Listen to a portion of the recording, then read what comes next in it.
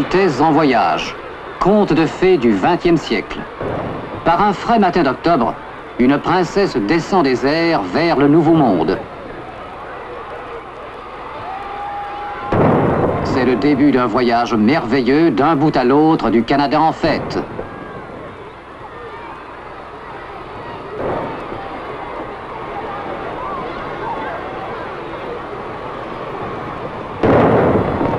La première étape d'un long voyage vient de s'achever, une visite mémorable commence. Les paroles de bienvenue du vicomte Alexandre de Tunis et du très honorable Saint-Laurent, Premier ministre de la Nation, ne font que devancer les vœux de tout un peuple qui viendra clamer à leur passage la princesse héritière de Grande-Bretagne et le duc d'Édimbourg. De nos jours, l'histoire s'enregistre au rythme des caméras. Mais elle rejoint vite la légende lorsqu'apparaît la plus illustre des princesses royales, dont le premier geste est de sourire. Et dès que les salutations officielles ont été échangées, le couple royal repart vers le train qui le mènera jusqu'à la vieille capitale, Québec.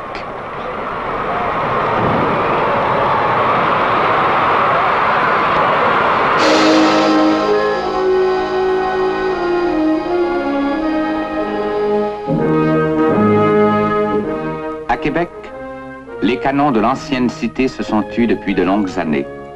Mais ils continuent de monter une garde symbolique désormais sur ces remparts où s'évoquent tant de pages d'histoire. C'est d'ici que son Altesse royale vint passer en revue le régiment de la Chaudière dont elle est colonel en chef.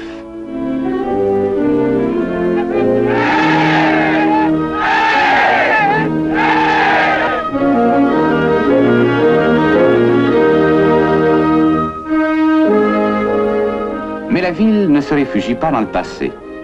Et le geste le plus éloquent que put accomplir le couple royal, ce fut la visite à l'Université Laval, où il devait être reçu par l'archevêque catholique de Québec et le recteur de l'université.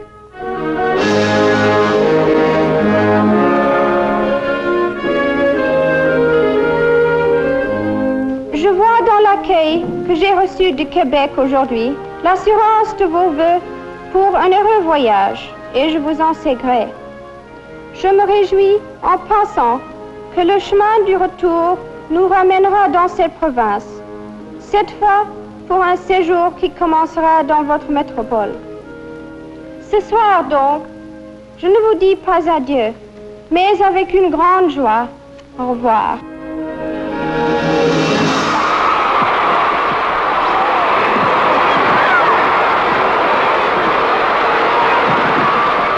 Les princes rendirent ensuite hommage à toute la population de Québec par une visite au Parlement où ils furent reçus par l'honorable Maurice Duplessis, Premier ministre de la province.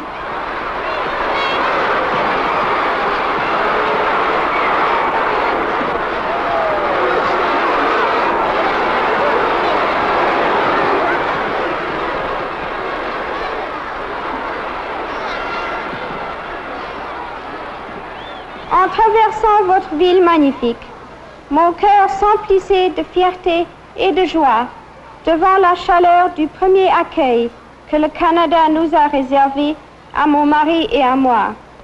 Pour traduire cette bienvenue, vous avez trouvé, Monsieur le Premier ministre, des mots éloquents qui m'ont touché. Du fond de mon cœur, je vous en remercie. Et cette même sympathie se reflétait sur le visage et dans les acclamations de la foule qui avait escorté le couple royal jusqu'à l'entrée du Parlement et l'attendait à sa sortie pour l'acclamer à nouveau.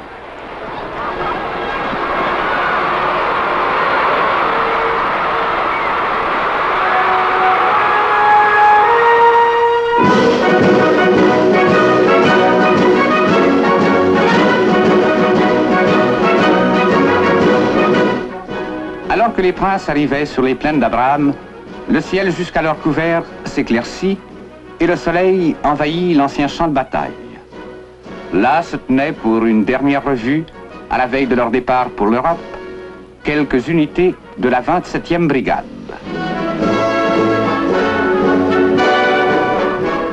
La parade terminée, la princesse passa les troupes en revue. Il y a un siècle, Les princes caracolaient en face de leurs troupes. Mais où sont les blanches cavales d'antan? Cette innovation très XXe siècle pose des problèmes d'étiquette militaire, parfois difficiles à résoudre.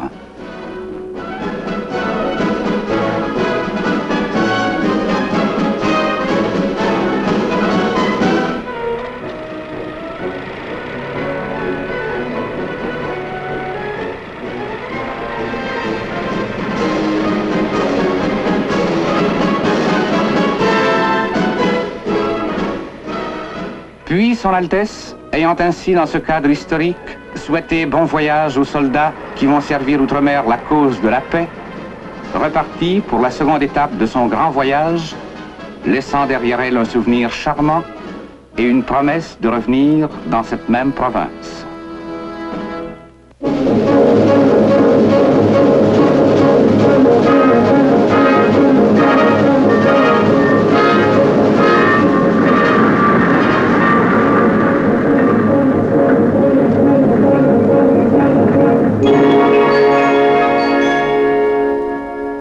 À Ottawa, la capitale, leurs Altesses eurent leur plus bel aperçu de l'automne canadien. Les habitants de la ville avaient pavoisé, mais plus magnifiquement encore, la nature arborait l'or et la pourpre à profusion.